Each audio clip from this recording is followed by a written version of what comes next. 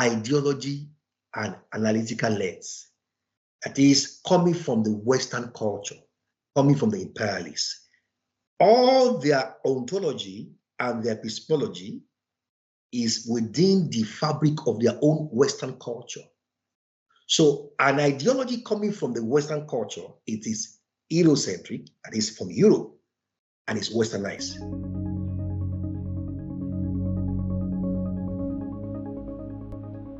The food that we eat have been done differently before. Now we want to consume the same food that is consumed in the West. But the Western system have built up a kind of an antidote to help them fight against the negative effect of the, I want to call it the plastic that they are eating here. We are importing that plastic also to Africa, but we haven't built up the antidote. Which means to say, when they are suffering, they will find a solution because they understand what is going to happen to them. But we haven't built up the way to save ourselves by the time we are suffering like them, which is to say we are going to suffer even more.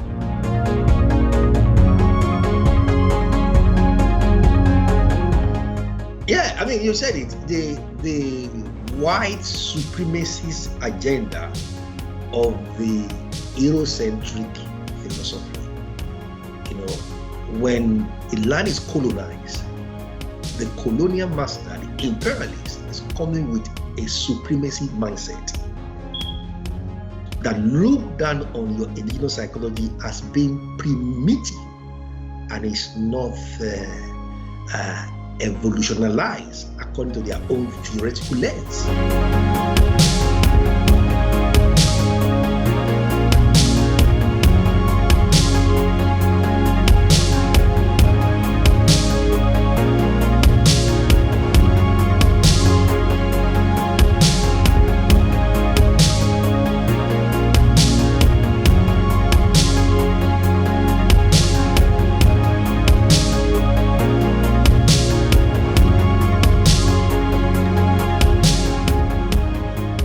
Thank you for joining us in today's presentation. My name is Obehi and I help purpose-driven entrepreneurs to own their stories so they can attract the right audience and drive success.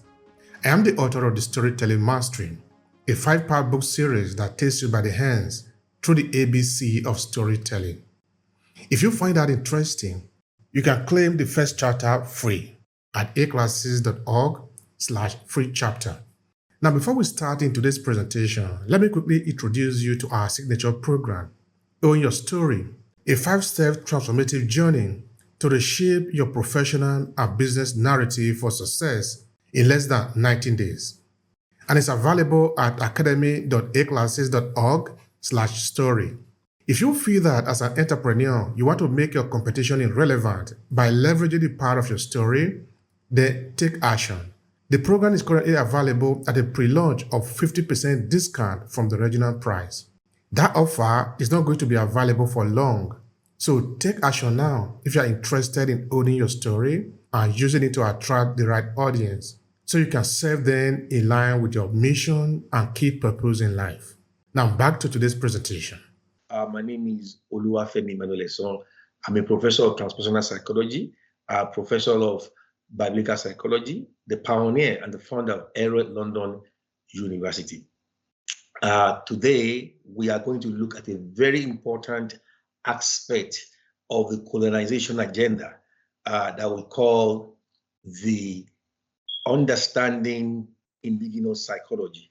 So we are going to look at indigenous psychology, and then we are going to look at it from the perspective of the decolonization agenda. So indigenous psychology is very important to our people in the third world, the First Nation people, the indigenous people that were robbed many years ago by the colonization agenda of the imperialists. Now, to understand better the indigenous psychology, we need to have some certain definitions. So I'm going to start with the definition of what is indigenous psychology. Indigenous psychology is an alternative paradigm to study human behavior. The alternative paradigm suggests that the exploration of human thoughts and action should be strongly focused on indigenization. For example, study of behavior in a context that is free from all external influences. Now, this negates the colonization agenda. You will notice that our imperialist masters came to us with their own psychology and their own philosophy of understanding and studying human behavior. And in other words, they completely ignore our own indigenous psychology that explain the uniqueness of the third world people indigenous identity. Therefore, their definition of humanity and the concept of behavioral psychology was based on the Eurocentric Westernized agenda. In order to embark on the journey of decolonization, therefore, there's a need for indigenous psychology to be the lens through which we look at our world in the third world. Again, the term indigenous refers to the natural occurrence at a local place. Hence, the prominent feature of indigenous psychology is the absence of external, foreign, and non-local context in understanding human behavior. Furthermore, indigenous psychology, as defined by Kim and Berry, is defined as the scientific study of human behavior or mind that is native, that is not transported from other regions, and that is designed for its people. We now see that understanding human has to do with understanding their indigenous locality. Before the colonial master came to us in the third world, our people, the First Nation people, the indigenous people, have their own indigenous ontology. They also have their own indigenous epistemology. Thus, we can see that this indigenous ontology clearly defines their concept of reality. Before the colonial master came to introduce their own Western education ideology and their religious education ideology to us in the third world, we as indigenous people, we have our own ways of knowing. And therefore, this indigenous education has been part of our identity. But the sad reality is that after the colonialization of most of the third world, the indigenous people are struggling today to embrace their indigenous identity. We can say with every fact and evidence that the third world people, the First Nation people of the indigenous world, are really battling with crises of identity. And for us to go through the emancipation period and to experience the colonization, we have to go back to indigenous psychology of the people. Therefore, again, we said indigenous psychology is defined as a progressive intellectual movement to recognize the importance of constructing psychological knowledge using localized ideas, thoughts, and practices. It has generated from the rejection of Western influence. You see that? Rejection of Western influences on non-Western societies to appreciate, value, and acknowledge the influence of powerful localized knowledge on understanding human behavior in a specific context. The search for harmony in psychological knowledge construction processes, the complex human behavior cannot be fully understood without accepting indigenous psychology, quote and unquote. So what does it mean? How can you come from your IOS with your Eurocentric lens to study and to analyze an indigenous people that you have no experiential knowledge of their indigenous ontology and their indigenous epistemology? So we now see, and this Eurocentric psychological concept has become the dominant philosophy that rules most educational philosophy of the world. By 1914, it was said that 90% of the world was colonized by 1914. And you can see the deep influence of colonization on the indigenous identity of the people of the third world. In other words, there's a need for us to go back to the indigenous psychology of our people, for us to be truly emancipated from the crisis of identity that we are suffering in the new colonization agenda that is happening today. Furthermore, we can also define indigenous psychology as an intellectual movement across the globe based on the following factors. Number one, a reaction against the colonization hegemony of the Western psychology. I say that again, a reaction against colonization stroke hegemony of the Western psychology. We look at the issue of hegemony that become a dominant philosophy of education, Western psychology or conventional psychology. How do you come to my people, to my play, and then use Western psychology to analyze my behavior? Also, one of the factors that calls for the need for the indigenous psychology in the third world is the need for non-Western cultures to solve their local problem through indigenous practices and application. This is very important. The need for non-Western cultures to solve their local problems through indigenous practices and applications. Why? Because the indigenous problem is created within the ecosystem of the localized people. How can you come with the Western ideology to solve my problem? The problem that did not arise in Western localized area. So we need African solution, African to African problem in the face of focusing on Africa. Again, the fourth factor that calls for the need for indigenous psychology in the third world is the need to use indigenous philosophies and concepts to generate theories of global discourse. So giving us a voice in the third world, our voice today in psychology has to be indigenous. And that is very important. Again, what is the argument for indigenous psychology? Namely, that psychology by nature is culture bound. And that each cultural population needs to develop its own psychology. Hence, our preference for the plural indigenous psychologies. You cannot study psychology without culture. In fact, there's a field of cultural psychology and a field of cross-cultural psychology. The study of psychology itself is culture bound. Therefore, each indigenous population and setting develop their own indigenous psychology. So for them to fully understand every human within their localized setting, you must understand their indigenous psychology. Why? Because the argument is that psychology by nature is culture born. And that leads us to the two factors that feed into indigenous psychology. Number one, cross-cultural psychology and cultural psychology. These are the two components of indigenous psychology.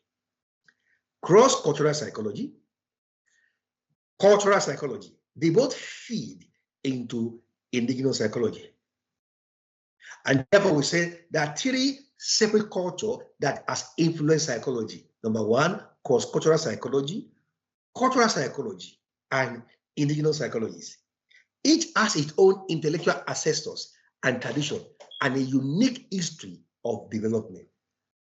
Let's quickly look at cultural psychology. Now, what does it mean? Cultural psychology seeks to discover meaningful links between a culture and the psychology of individuals living in this culture.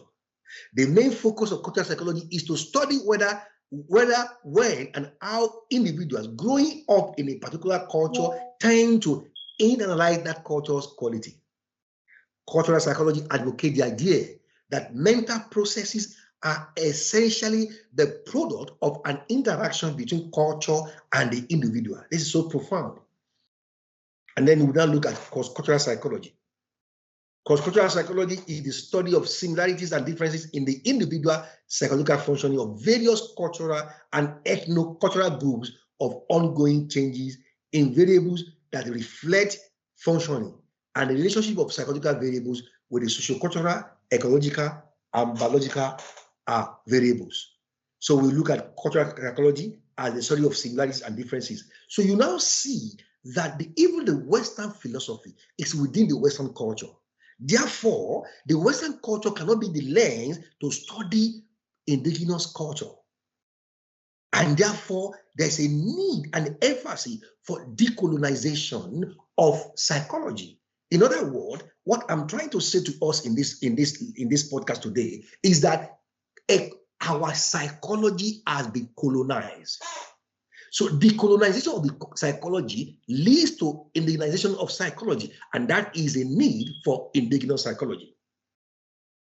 So we therefore define decolonization as revitalization of the ways of being and knowing prior to colonization, while unearthing the manner in which colonization was achieved.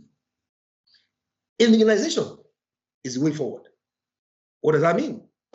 Indigenization is including indigenous people, knowledge, and ways of coming to know so thoroughly as to constitute an essential element of the school of thought. It is not limited to indigenous people, but encompass all members of that learning community for them to have a say and social visibility. And how do you bring this into education? Integrating content and activities that reflect learners' culture, history, traditions, and indigenous knowledge of the curriculum. This is how you start indigenous psychology in education. I say that again, by integrating content and activities that reflect the learner's culture, history, and tradition, and then their indigenous knowledge in their curriculum. Lastly, there are 3 waves of curriculum development for indigenous people. Number 1, curriculum indigenization. Curriculum content is organized and implemented by indigenous people. Number 2, localization and contextualization of the curriculum. That is, curriculum content is adopted to the community.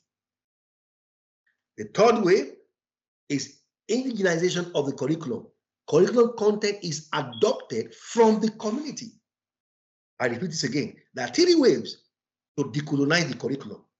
Number 1, curriculum indigenization. That is, curriculum content is organized and implemented by the indigenous people themselves.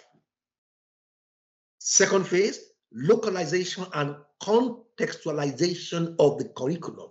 That is, curriculum content is adapted to the community. You see that? Lastly, indigenization of the curriculum is curriculum content is adopted from the community. Now you now see it is community-centered curriculum. Contextual curriculum is community-centered. It is people-centered. It is learner-centered that looks into that learner within the cultural settings. And that is the power of indigenous psychology in education. Thank you. Thank you so much for that. That is really very interesting. Sorry, try to pull myself out from there. All right, but this is really an interesting conversation, and there is a lot that we can actually cover in here. Of course, I know that some points that are going to help us for reflection. First, would you like to share with us if maybe there are some, because of course we're going to make a lot of references to the local people here, because since we are talking about indigenous psychology, we're going to be looking at the local people in this sense now. Look at Africa, look at Nigeria, for example. Again, we are from Nigeria. Of course, we can also look at other countries, no problem about that. But are there types of indigenous psychology that people can hold on to for examination when we say indigenous psychology? I want it to be rooted within the people, not only within the academia, but among the people who are living their life. Absolutely. Now, if you see the word indigenous people and indigenous people of the First Nation world is talking about people in their original habitat, people living in the original setting, in their natural setting, in their localized area. And so indigenous psychology is now talking about the ways and the mannerism, their behavior, the value system of these indigenous people. Thank you for watching. Are you enjoying the video? Let us know in the comment section below. Want to learn more? Check out our training program with Reverend Ambassador Professor Oluwafemi. Overcome your trauma. how to reclaim your spiritual and mental well-being through transpersonal psychology within 90 days. The link is what you see on the screen, aclasses.org/overcoming trauma. Looking forward to see you inside. Now let's return to the presentation. Before any external interference. So when you look at Indigenous psychology, you are talking about the study of these people without borrowing any lens from anywhere. Is purely people-centered in their localized setting. Thank you. Thank you for that. But I don't have the kind of a personal question. You might call it like that. Why are you interested in indigenous psychology as a way of, I don't know, bringing a solution to the people in this case? Okay, thank you. Why I'm interested? Because as you know that my primary assignment and the assignment of the university is decolonization of the curriculum. And so the opposite of colonization is indigenization. So you cannot have decolonization without indigenization. And colonization, as you know, is the outright imposition of a foreign culture, foreign ideology, foreign ontology, foreign epistemology on a people in their natural setting. All right. Of course, that imposition now will be very evident if we look at country like Nigeria, for example, because since both of us are from Nigeria, of course, Nigeria is so significant that you can't even ignore it, irrespective of whether we are from Nigeria or not from Nigeria. It is said that in every 5 Black people in the world, one of them must be in Nigeria, and that is said the numerical advantage is just there. There is nothing anybody can do about that.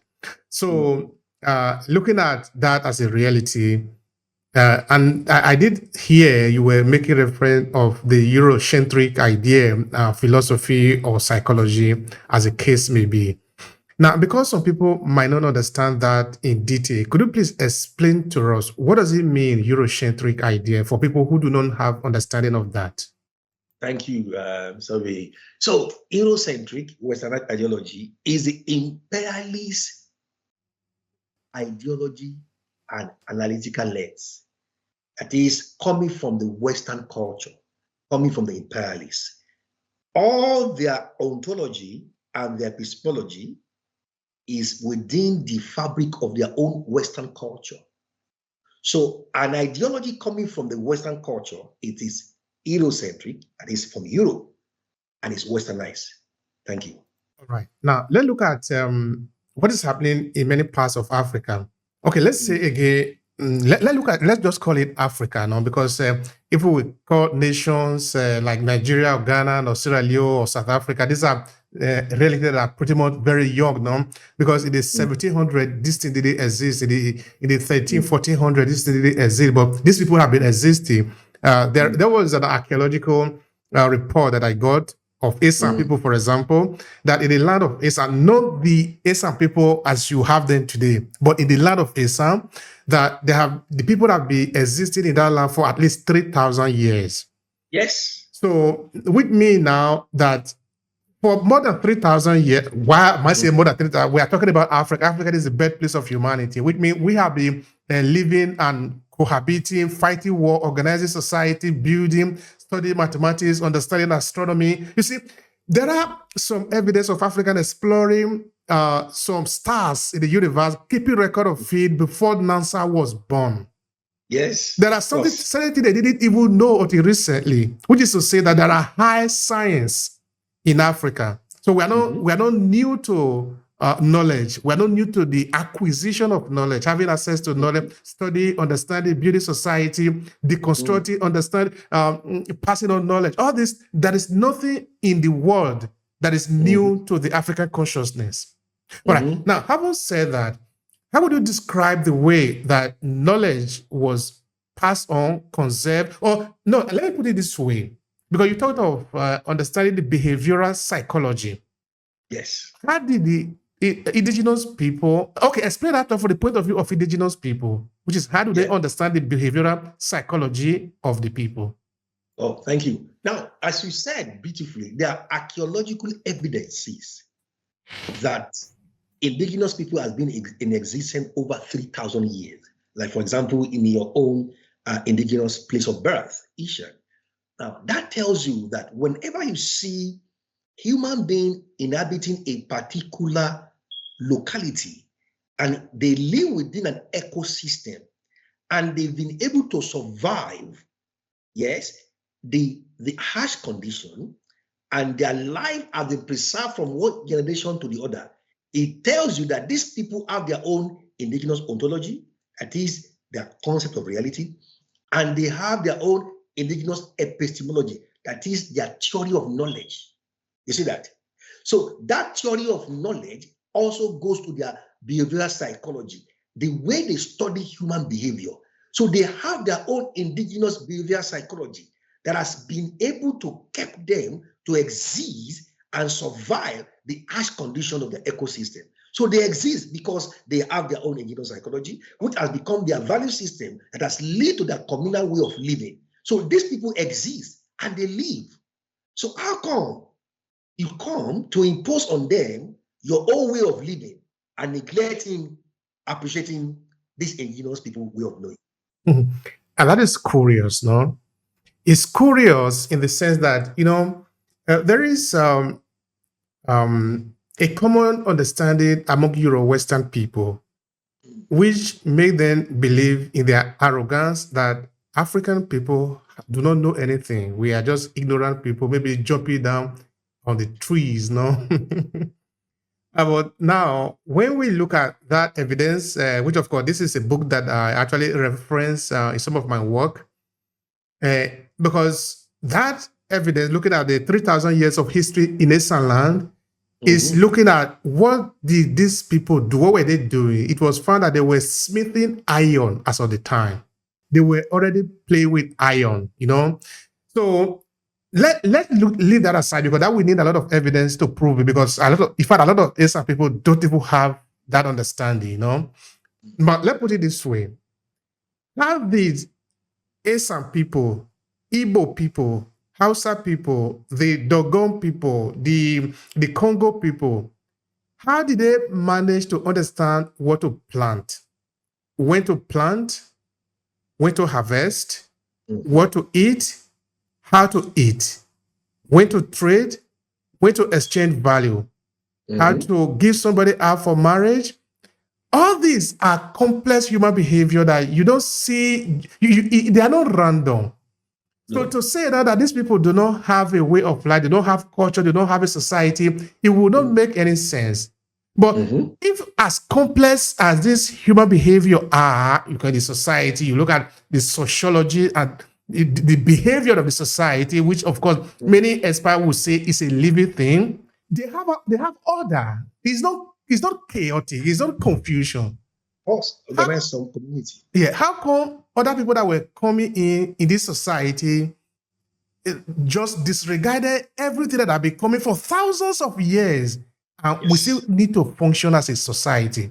How are we supposed to do that? Yeah, I mean, you said it. The white supremacist agenda of the Eurocentric philosophy, when a land is colonized, the colonial master, the imperialist, is coming with a supremacy mindset that look down on your indigenous psychology as being primitive and is not evolutionized according to their own theoretical lens. So they are coming down on us with on their us, and that imposition is coming from egocentric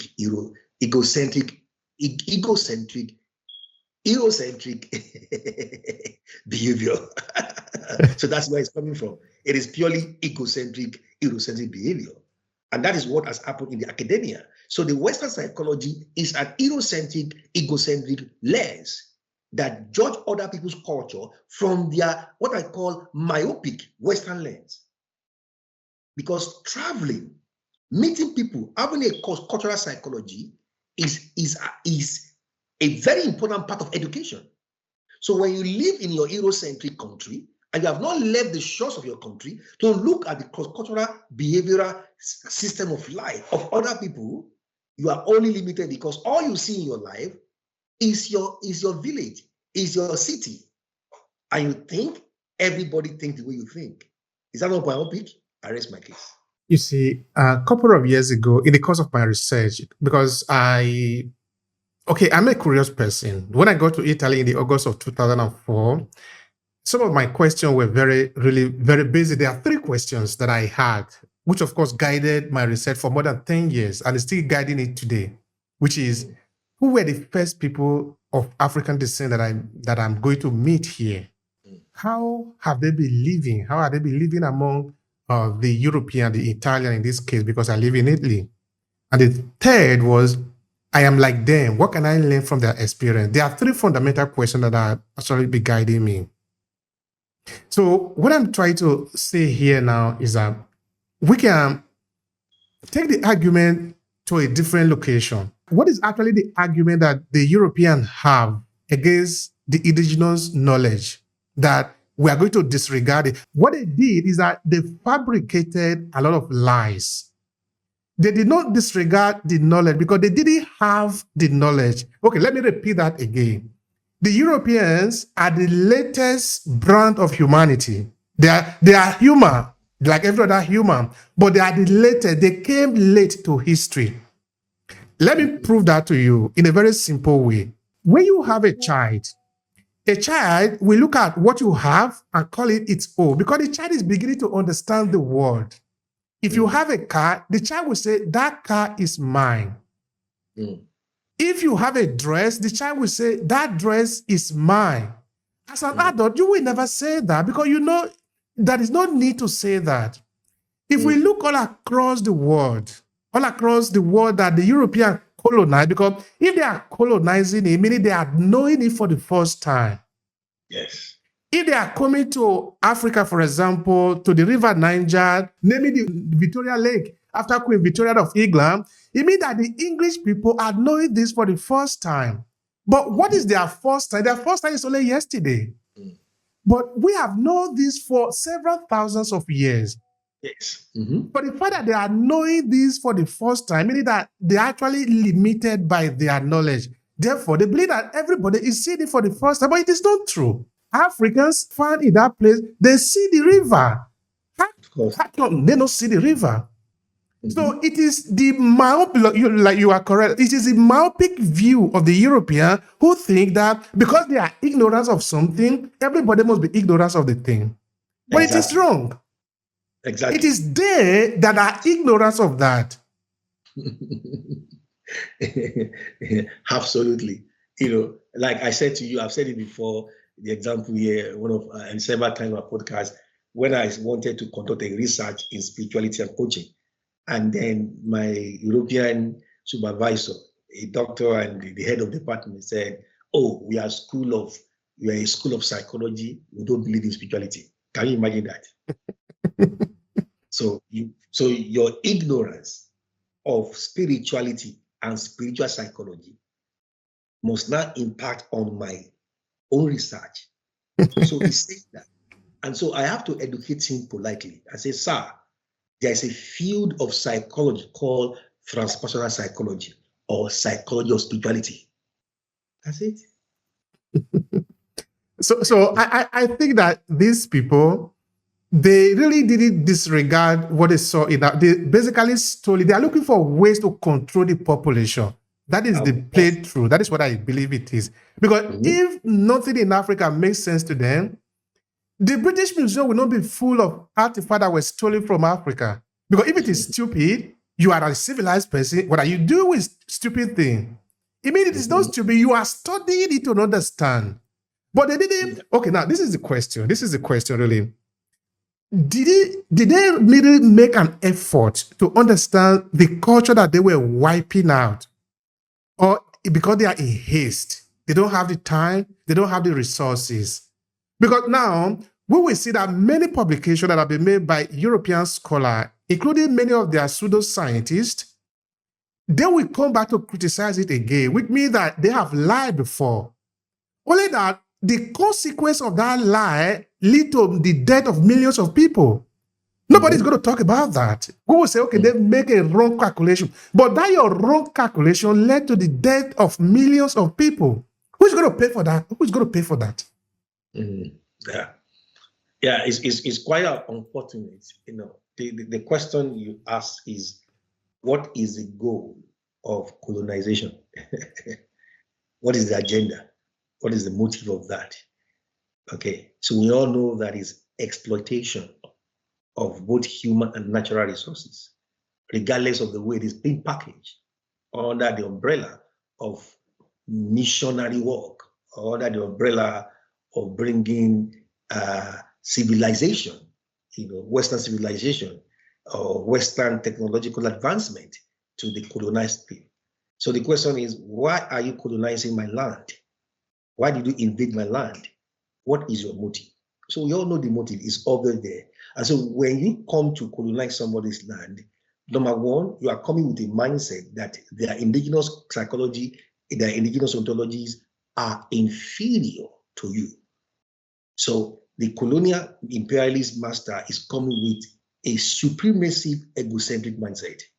And that kind of mindset does not see the colonized people as being equal to them in any shape or form. And that is the goal of colonization, is to completely dehumanize your indigenous psychology. But how do we really define the superiority? That if I have now that is this something that I've been studying here, no? It is what usually happens between the so-called white supremacy and the victim are usually the African people. And this is the scene. In that maybe 2 or 3 or 4 European will gather and they will beat up an African. And when the news is reported, it will be reported that these are racist people who are promoting racial superiority. I say, okay, fine, let's examine it. 2 or 3 people are beating up one person. This is stupidity. There is nothing to prove there. Okay, to see that it is stupid, let's make one European stand before 2 or 3 Africans and let's see if they will not beat him to death too. It doesn't demonstrate anything. Because I have a gun and therefore I can shoot another person, it doesn't mean that I'm superior. If I am superior, we need to prove it. There are more than 1 million ways to prove it than just being simply by defending my criminality. They defended their criminality as being superior, but that is not superiority. Yeah, anyone from the psychology, when you look at behavioral psychology, as even within the Western psychology, the conventional psychology of the Western conventional psychology of behavioral psychology, you can see there it is obvious that anyone with a white supremacy mindset is operating under a twisted reality. It's a twisted reality that is malfunctioning. So the individual has a belief system that is not conventional and it is not acceptable by law. So there are laws that governs human behavior within the conventional psychology and within civilized community. And so you looking at someone from the mindset of you are superior because of the color of your skin, we know even within the Eurocentric and globally, it is in a civilized world, you know that your mind is twisted, you are sick, and that's what it simply means. In that point of contact where we meet something that is new to us, are we always supposed to disregard it, belittle it, make it look like it's nothing, so that we can? But I'm trying to understand what should be the normal approach to encountering something that you are not used to. Yeah, what should be the normal approach? Yes, we know that your behavior is governed by a value system, okay? So someone coming from a different societal values, okay, that has led to their own primary civilization and secondary civilization. So they form a value system. And that value system leads to a belief system that also becomes the lens through which they interpret their world. So depending on that lens, determines their reaction to new things. You see that? But again, coming to colonization, the subject of our discussion, the colonial master is coming with a supremacy mindset that I'm superior, you are inferior. You need to adopt my way of life. Therefore, I have the gunpowder to impose it on you. I don't want to limit this to ethnocentric Yoruba psychology. I want to link it to the third world with special focus on African indigenous psychology. Now, one of the essential ontologies of our people, that is talking about the Africans and the third world people, the First Nation people, one of their indigenous ontology, which is their concept of reality, is indigenous spirituality. So indigenous spirituality is the most important aspect of their value system. And so from the indigenous spirituality, they have their own indigenous epistemology, that is the understanding of the nature of spiritual knowledge. So they have that as an essential part of who they are. So when you are born as a Yoruba man, as an African, in your indigenous environment, you are born into the understanding and the reality of spirituality. So you know you are a spirit. So you begin to hear about your ancestors, about the spirit world. And that is part of our ontology. It's part of our psyche. That's it. All right. That is part of our psyche. The understanding that existence is not only simply, it's not only physical, it's both spiritual and physical, no? Mm-hmm. If that had been the way of life of the people, that is how the society was built upon. Mm-hmm. And now we are forced by the European forces of cohesion, their forces, no, using the gunpowder to bend the reality in Africa. Yeah. And what we have now is what we have today, which is confusion. What is the consequence of this, at least for us as a people? Sir, that is the major problem we are facing today. Crisis of identity in the third world. Who are we?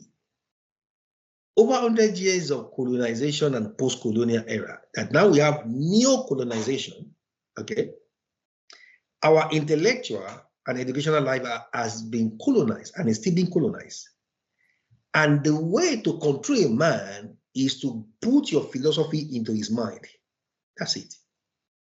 And so, in a nutshell, we know that the dominant hegemony philosophy of the Western culture is on materialism. And so everything is judged within a materialistic view of life. Even the mind itself and consciousness is seen as an interaction between matter. And what is the consequence of that? Low self-esteem, increase in depression. Are you not seeing that dominant in the Western world? Now we are having that replication of that in the third world. In fact, I've said it before on this one of our podcasts. The United Nations, the World Health Organization, predicted by 2030 that the number one health issue will be depression in both developed world and developing world. So you now see the two worlds, the first world, developing world, the other developed world, having the same problem. Where is it coming from? The imposed dominant ontology of materialism that looks at life, excluding the spiritual framework. I think that is a problem that we have in Africa. And that problem is manifesting itself in a variety of ways. We don't see how we're going to find a solution to it.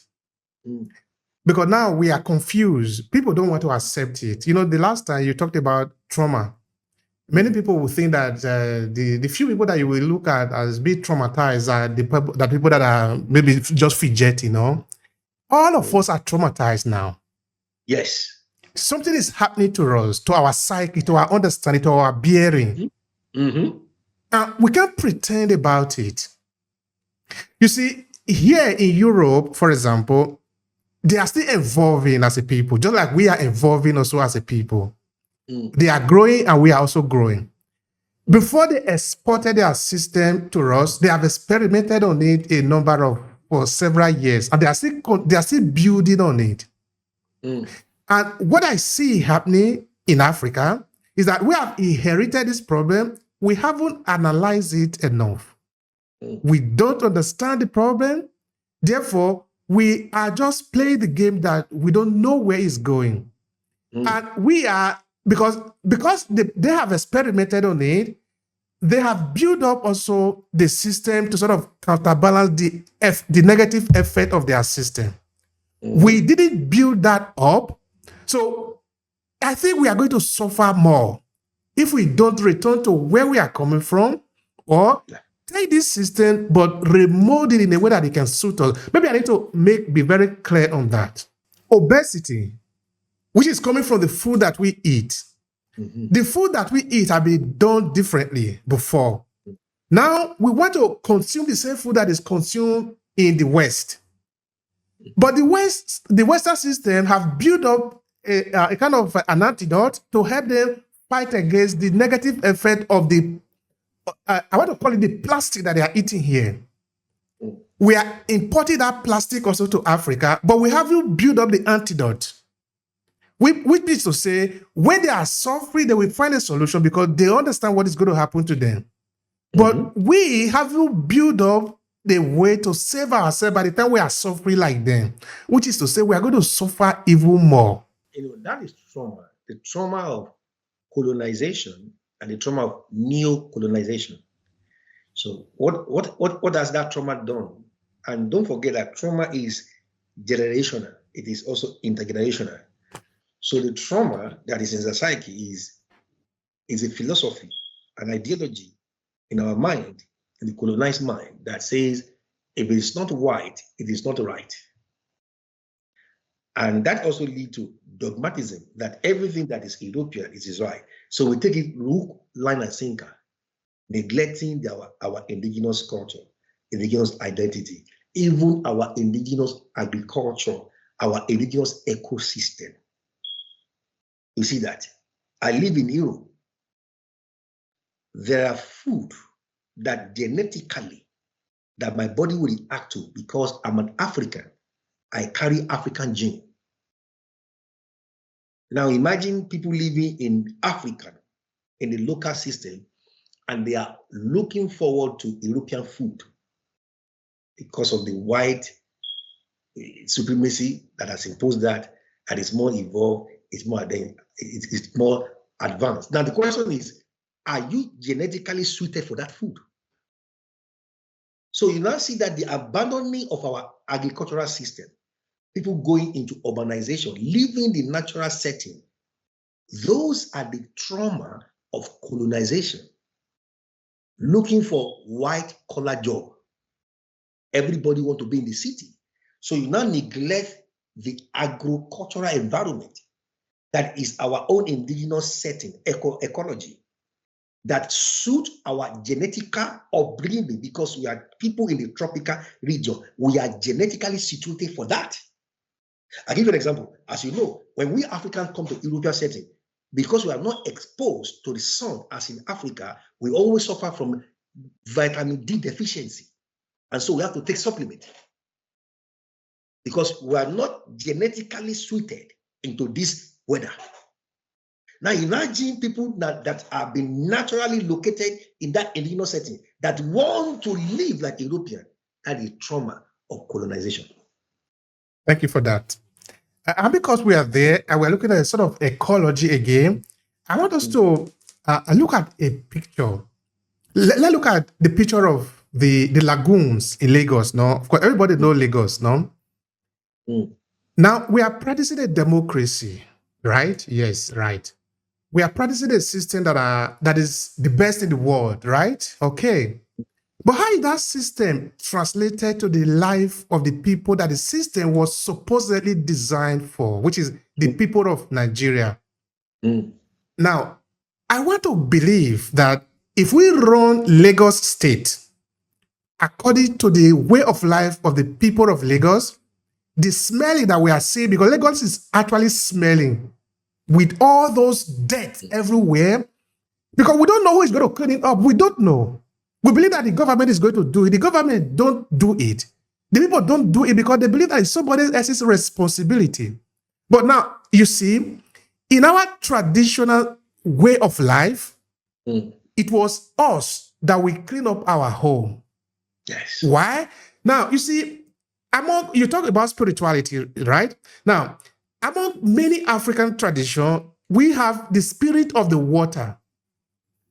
Now, if you believe in the traditional system, which by extension you believe in the spirit of that is a spirit in the water, Mhm. You are going to clean the water, no? Because you are supposed to clean the water. Your ancestors are in the water.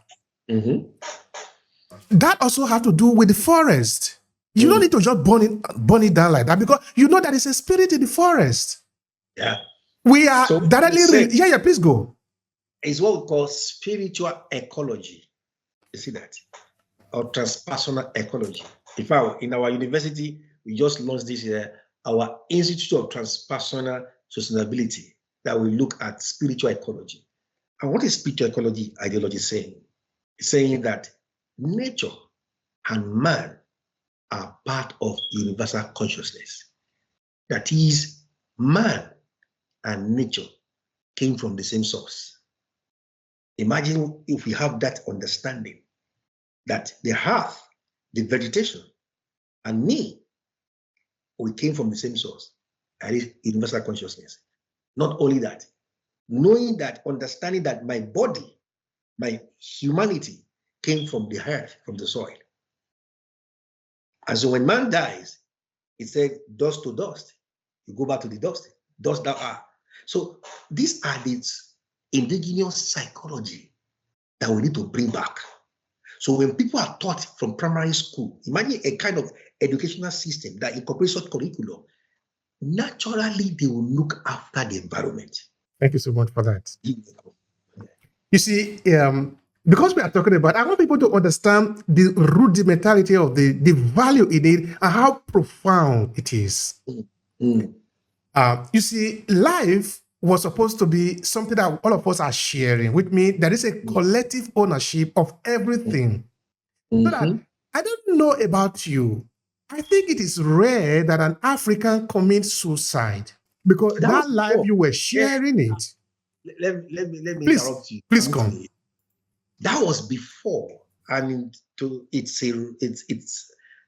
a wrong notion of suicide in the African context. In fact, we have the highest suicide now in African countries.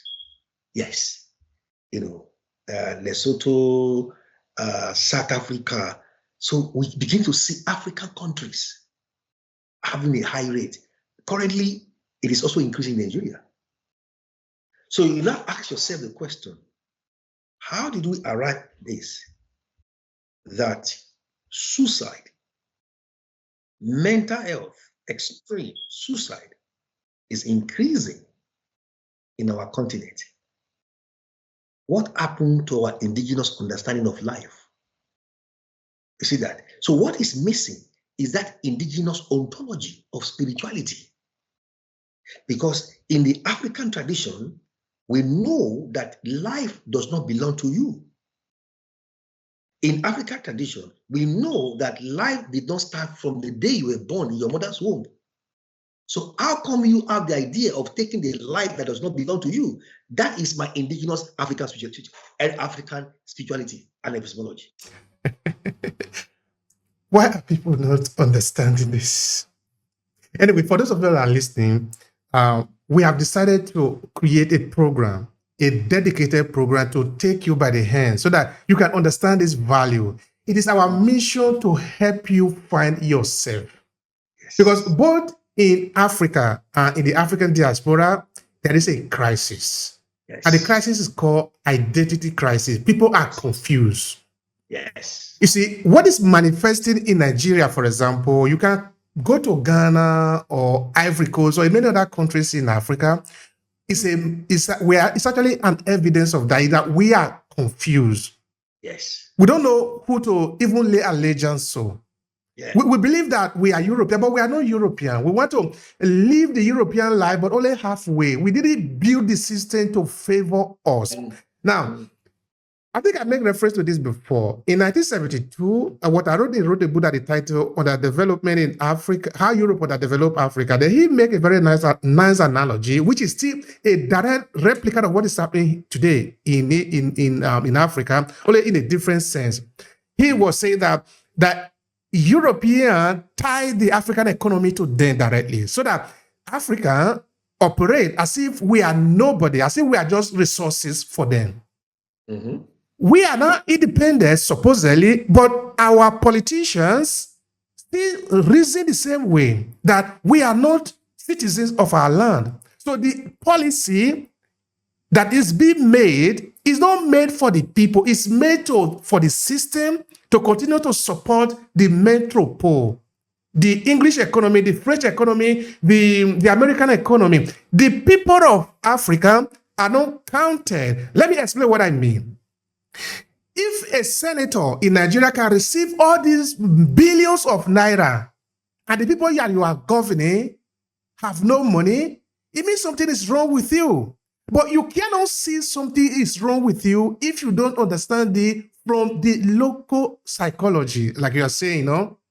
Because if you are looking at it that, okay, we are European, of course, everybody here, every resource is just to protect they call it the British interest in Nigeria, for example. Yeah, I mean, look at us that we are privileged to have dual nationality. And you are, myself and you, we are diasporas, we are Africans in diaspora. You can tell the moment they get their Italian or their British passport, what do you notice in their behavior? It's like, who are you? You will shock just because you just got a British passport. Then they start feeling superior to their own fellow African brothers and sisters. Even that in marriages has been destroyed because of British passport. So it goes to tell you how confused we are in the crisis of identity that you just mentioned. You see that? I'm privileged. I have kids that are dual heritage. You see that? I remember when my son was born, and I told my wife, we are going to give one name each. And my late grandmother of recent memory always give us an English Christian name. I was the one that stopped it. Because my mom asked me, am I not going to ask grandma to name my son? I said, no. I'm giving my son a Yoruba name. Thank you for that. And the mother will give him her own Spanish name because the mom is Spanish. So they have two names. And I gave a very long Yoruba name, Oyindamola.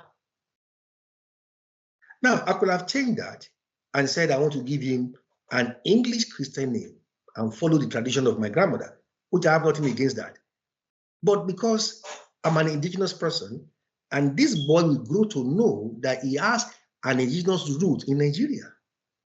In fact, just last week, you were telling me that they want to get their Nigerian passport. You see that? And what happened? We are not proud of our indigenous heritage, my brother. That is the effect of trauma that has happened to us in the third world. That we are not proud of our indigenous heritage. That has been the damage because the consequence of trauma of colonization and decolonization is low self-esteem. And that is what we are suffering through the crisis of identity that happened to us. And the way forward is to go back to indigenous psychology and indigenization of our curriculum. That is the way forward. Without going back to the root and the foundation, anything you build will not last the test of time. Thank you. I also see as some irreparable loss that we might need to address. It is this question of ownership. It is a question of not only ownership, but this question of continuous belonging. You see, when I was growing up, I'm 45 now. When I was growing up, I understand that if you needed a piece of land to do something, all you just need to do is to ask. It will be given to you. It really wasn't yours. In fact, it is not yours. Only that we haven't understood it yet. We did an entire episode looking at, for example, the Zimbabwe land ownership, what happened there when the British took it, and of course, Robert Mugabe amended the law and they managed to get back the land. Because many people haven't understood how the Europeans are operating their law in Africa. Their law, anyway, I think we might come to this on another occasion. Because I asked lawyers to explain to me what kind of law are we even operating. Now, land, coming back again to our life, our collective living, is that you have access to the land because you want to use it. It's not that you get the land just because you have money. Because the land belongs to everybody. You know who owns the land? In fact, you don't really own it. For those who die, because they will be buried in the land. Every other person is working on the land. Now, our land, of course, in my part, I believe that is the way it is in many other parts of the country. The land that used to belong to this clan, now it has been sold. I was getting a report recently that a part of the land in my village had been sold and the money was shared by some few people. But this is the land that belongs to all of us. Now that you have sold that land, are you going to get it back? No. What if that is something that was significant to the people? Because now we are gradually moving into trying to become like the European, but we haven't prepared the antidote that is helping them to survive. We just want to be like them so that we can steal the money. Why would be like them? You know, the philosophy is simple in our psyche. If it is not white, it's not right. That's it. So even we coming to our fellow African and telling them that, don't you see this is wrong? They will look at you. Who are you to tell me it's not wrong when the white man tells me it's right? Do we believe in ourselves? That's the question. Do we believe in our own indigenous psychology? Do we believe in our own indigenous knowledge? We don't believe. That is the trauma of neocolonization, self-doubt, loss of sense of identity. You talk of cross-cultural psychology before. I don't know if you could expand on that. How could that be advantageous to understand? Yes, because it's based on the premise, on this argument that the whole concept of psychology as a field is culture bound. You cannot study psychology without culture. Every human behavior, every mindset is coming from a cultural value system. So the Western culture has led to the Western philosophy. And therefore, if psychology will be studied objectively, it has to be cross-cultural. Thank you. Cross-cultural in the sense of that they will understand, okay, you know, the French during the colonialism introduced what they call assimilation, which is not even very clear. They said that all their colonies were French, but they didn't really treat them as French, no? That they didn't have access to what the French people have access to in Paris. They were just exploiting the people, whether you are in Senegal or you are in Ivory Coast, because many of the books that students are reading in Ivory Coast or in Cameroon are coming from France. But there are also high intellectual people in Cameroon and Ivory Coast and many other countries of so-called French Afrique, no? But I don't know if their books are being used in France to teach the people about culture and all of that. Because the European from day one, they have been playing a game of deception. And they continue to play even though when they say we are the same. We are not the same, really. And of course, the English, I think they did what they call association. In that, okay, you are not really English, but we are associating with you, we are working together. But they basically do the same thing. Now, today, we are in the diaspora. We talk about integration. So I don't know if those one can make any sense within the cross-cultural psychology. Because integration now, they also are not interested in learning about you. They want you to learn about it so that you can be incorporated into their culture, the so-called mainstream culture.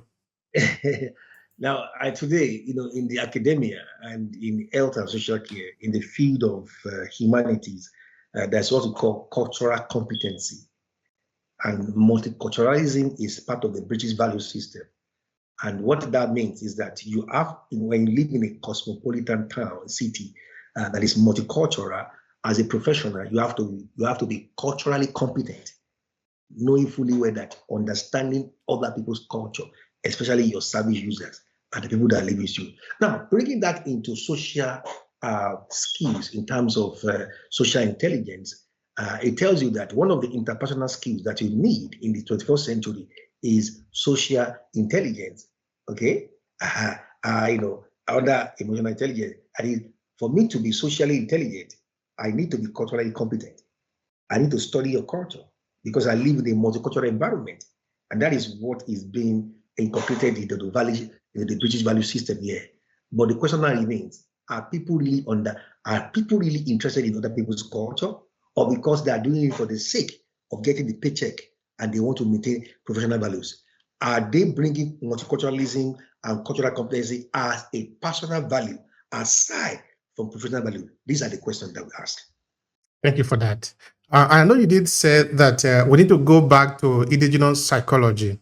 Yes. Okay, share with us, what are some of the ways to do that and to do it effectively?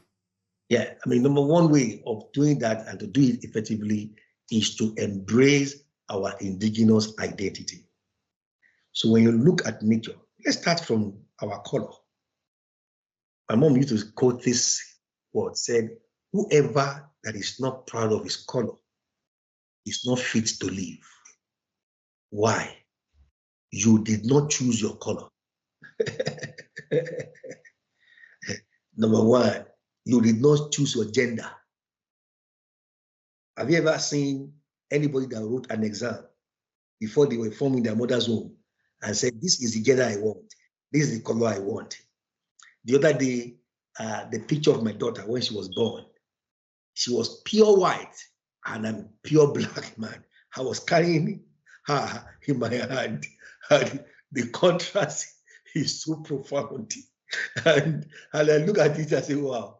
And we have a saying in my culture that out of the black pot, you have the white pap. And that picture was a typical that a black man carrying a white baby, and this is my daughter. So we did not choose our color, we did not choose our gender, we did not choose our parent, and we did not choose where we were born.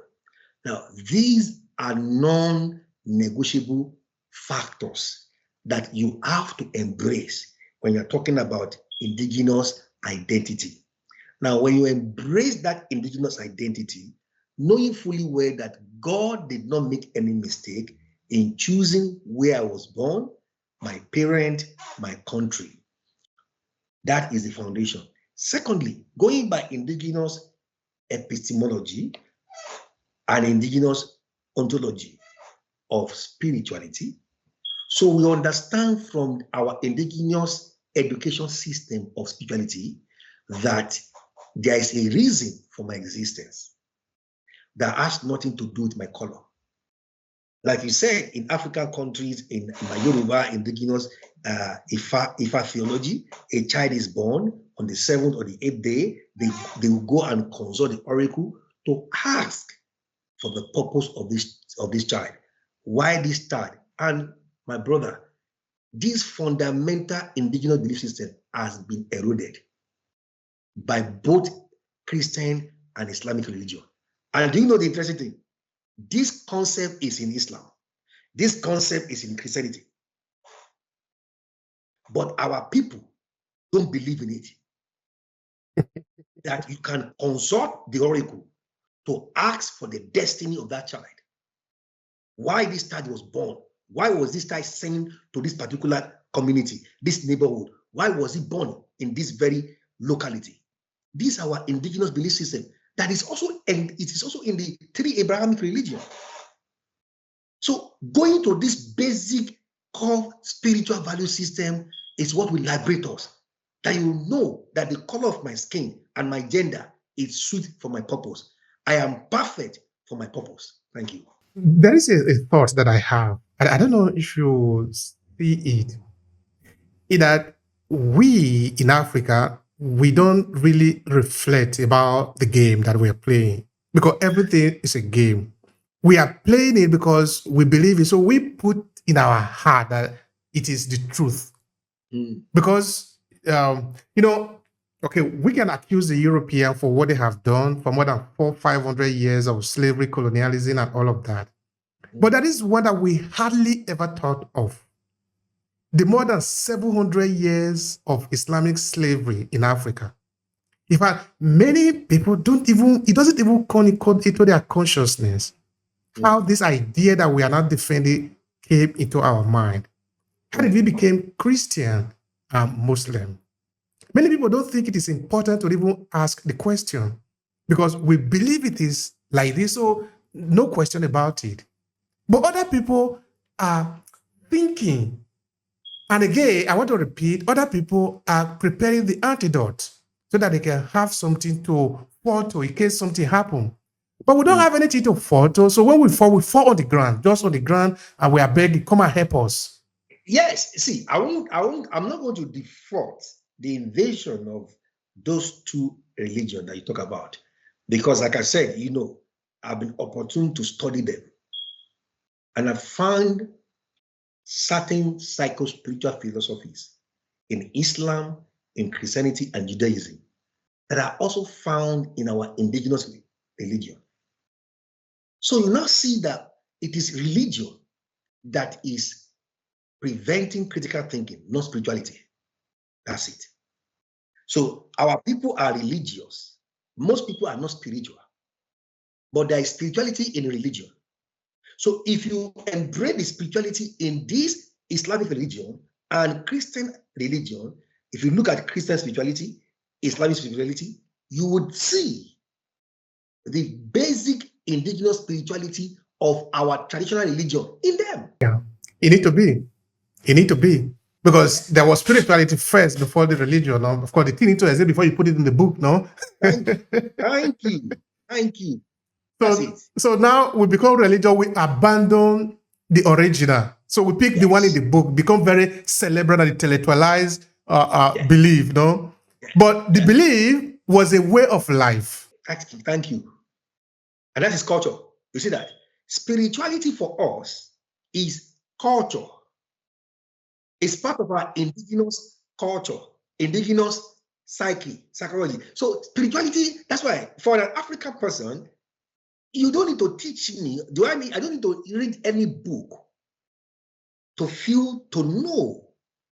That knowing, we are talking about epistemology, the nature of knowledge and how we know. So we have indigenous epistemology that has formed the basic of our cultural identity and its indigenous spirituality. I was born into it. You were born into it. You know from your own that you are a spirit. That is passed to us from oral traditions and linked to our ancestral lineage. We know. So you and me, we grew up in that. But sir, look at today. The last 50 years is getting worse and worse. We are losing that oral tradition. We are losing that indigenous spirituality. We are losing it. It's no more fashionable because we are now in the they call it Gen Z generation now. Modernize. Modernize, postmodernism. What is postmodernism? When we're talking about indigenous identity, there's no modernization that can eradicate your identity, because modernization are just things that happen in human belief system, but the core of who you are does not change. You are a spirit. There is no modernism or postmodernism philosophy that can change the reality that you are a spirit, because that is your indigenous ontology belief system. All right. At that point, I think we might touch a bit about responsibility. I've done two projects that I really have stressed the need for this. I did a documentary where I talked about Pan-Africanism and asking fellow Africa, let's see where our responsibility is. Then in 2010, I wrote a book, a research project that I said, okay, that is underdevelopment in Africa. We can blame the Europeans sometimes, but I prefer to blame the African people, blame ourselves. Let's see where we are wrong here. When we come to this point now, where do you see our responsibility? Because we can say that the Europeans are physically out of Africa, but they are not out of our mind. We know that. But we are physically here present. We do have a role in what is happening to us. Tell me your take on that. Yeah, thank you so much for this very vital question you ask. Why should an European person come and solve my problem for me? Is it his problem? You see that? It's my problem. And that is the beginning of Indigenous Psychology movement, is to recognize Indigenous Psychology to solve Indigenous problem. However, what is the limitation? The trauma of colonization and neo-colonization. What it leads to is an enslaved mentality And in slavery, as you know, the master control everything. In slavery, the slave look up to the master. So it is a trauma of enslaved mentality that make us become irresponsible and look out to the European to come and solve our problem. The best thing that have happened to me is that I grew up in the village. So for this, I know my people, I know my culture, I know my origin. I'm standing on the ground. I know that. So as a child growing up, I participated in a number of things. For example, in the road that leads to the farm, we don't call the government to clean it for us. The elders clean it. If the road is bushy, they organize themselves, they clean it, which is a communal work. Yeah. For example, in our village, I grew up in a village called Amedok here in Uromi, south of Nigeria. There is a highly stratified system of organization among Esan people. From the Onoje, which is the highest, to the low, to the ordinary person. There is a role for everybody. I participated in the role. Of course, the last I wear before I left was Igbonugere. All these are clear for us to understand. That you are not just roaming on the street. You belong to a group. When you move from that group, you join another group. You continue until you die. What that also means now is that you know what you are supposed to do. If we understand it from there, I want to bring the picture of Lagos again. Now, that water that is sticking in Lagos, somebody's responsibility. Whose responsibility is that? The people. See, you are talking about communal value system, because your people understand from their indigenous psychology that they are part of nature and nature is part of them. Therefore, that spiritual understanding of their connection with nature has led to a sense of responsibility to sustain and to maintain nature. But in urbanization and commercialization of the city, such value system does not exist. Actually, this is a very important point, and it leads to a series of questions. Because now we are talking of urbanization, talking of the evolution of the city. Yes. Okay, of course, I know we already have touched it before, in that the cities that we have in Africa are not actually built to serve the local people. Because if it were built to serve the local people, then it would be built upon the belief, this tradition, the value system of the local people. Because if it is built on the value of the local people, then the local people should not be confused on who is supposed to do what. Because it is clear. In my village where I grew up, you are not confused. You know what you're supposed to do. If you don't do it, there are police in the community that are going to hold you accountable. As a Bodogere, for example, as people who clean the community, which was my job, which was our job, I have a small portion that I need to clean. I know I'm supposed to clean it. When the time comes, you wake up, you go do it. If you don't do it, there is a responsibility. It's not the eldest person that is going to wake you up, come and do it. I think if we build our society like this, everybody know what they're supposed to do. But I believe this is how the Europeans build their society. That they build their society to reflect their continuous evolution. Of course, yes. It's coming from a value system. We are saying the same thing. It's coming from a value system. I mean, I'm happy you live in Italy. I live in England. So you now see. Okay, the other day I was telling someone planning to come to London, and he said, if you see a rat, it's going to kill a rat. I said, no, you can't kill a rat. That is animal intolerance. You will be sued. I'm like, wow. Yes, because there is what we call animal right. She finds it very strange. You see that? It's coming from a cultural value system. So when people started leaving the village, urbanization, everybody is moving into the city. Ask me, what is the main purpose? Survival. Man must eat. Man must survive. Economic factor, immigration, and then people go to the city. The city are becoming overpopulated. The main reason, commercialization. Where would they have the values and the principle to clean the environment? when they want to make money? Talk to me now. That is the confusion. But is it possible that confusion is just created so that we are sort of just running around? No. Nobody created that. That is the human nature. Sir, let us set the record straight. Maslow hierarchy of needs. What colonization does is to bring you into a mode survivor. You see that? Survivor of the fittest. Operating on the ontology of materialism. Don't forget that the colonial master did not regard our spiritual ontology. No. Everything is materialistic. And that materialistic philosophy of life is what is ingrained in our psyche in the post-colonial era. And then the neo-colonization is doing the same thing. Don't forget that neo-colonization has encroached our intellectual life and our education system. So we are operating as just mind and body. And all our motivation is to meet our need. That's it. And so we go out there in the city. Everybody wants to go to the city to go and share the cake. They have to survive. And so we operate on a survival mode. Doing that, we don't have any regard for the environment. We don't see the environment as part of us. I just want to come and survive, make my money, and go back to my village. That's it. Okay.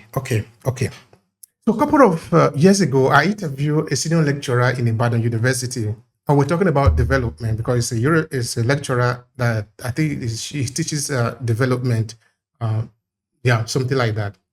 Now, he was saying that we need to change our model of operation in Nigeria. And of course, again, we are looking at the responsibility of the local people because English is not coming to do this for us. Americans are not coming to do this for us. We are going to do it, but we are going to do it based on certain value. In that, what is happening in Nigeria cannot just go on like this forever. It is not normal that we have a system. We just continue to have a confusion. Yeah, that's why we talk about spiritual emancipation, intellectual emancipation. You remember the philosopher Bob Marley said, emancipate yourself from mental slavery. He said, none but ourselves will set ourselves free. Sir, none but ourselves. So that is where self-actualization comes in. And that self-actualization, I argue, it is spiritual in nature. Go back to spiritual ontology. When you understand that I'm a spirit, I exist beyond time and space, the whole value system and approach to life and nature changes. But as long as we operate as mind and body on a materialistic ontology, we continue to have that problem. The last question I want to ask you is, what are the challenges? What challenges do you see that are facing the decolonization of the philosophy or the indigenous philosophy, maybe in Africa, for example? Yeah. The main challenge is a trauma. The trauma of neo-colonization that has eroded our sense of self. You see that our sense of self, and that's why we are talking about crisis of identity. You know why? When your origin is confused, your identity is also confused. So you have to understand that where are we from? Where am I from? That is ontology, is the foundation. So when I understand that I'm from eternity, I came in time, I'm going back to eternity, that changes the old concept of self. The discovery of my identity influenced my mindset and my mentality. And once my mentality is in line with my origin, then my ability is exposed. So the question now, that is the main challenge, is identity crisis. Discovering my spiritual indigenous identity. That is the way forward. Thank you so much for that. I appreciate that. And of course, thanks also to people that are listening to the end of this presentation today. We have talked about how to understand indigenous psychology, of course, as it relates to our value, our way of life, and of course, how to be able to overcome the identity crisis that is befalling all of us in Africa and also in the diaspora. So we really want to thank Professor Oluwafemi for the time that they have shared with us, educating us on how to behave so that we can save ourselves, we can make better contribution to our community, because it requires also our participation if we want to get out from this quagmire that we find ourselves. So I want to thank you again for the time and the sharing. And please let the people know how they can find you. That is important. Yeah, I mean, we are an Indigenous University, londonuniversity.org. We're there. You can check us on LinkedIn, on Facebook, on internet, and then you can avail yourself of opportunity of come and learn about our emancipatory concept of higher education, and also, if you are from the third world, to come and embrace the decolonization philosophy of our university. Thank you. Thank you so much for that. I appreciate it. Thank you.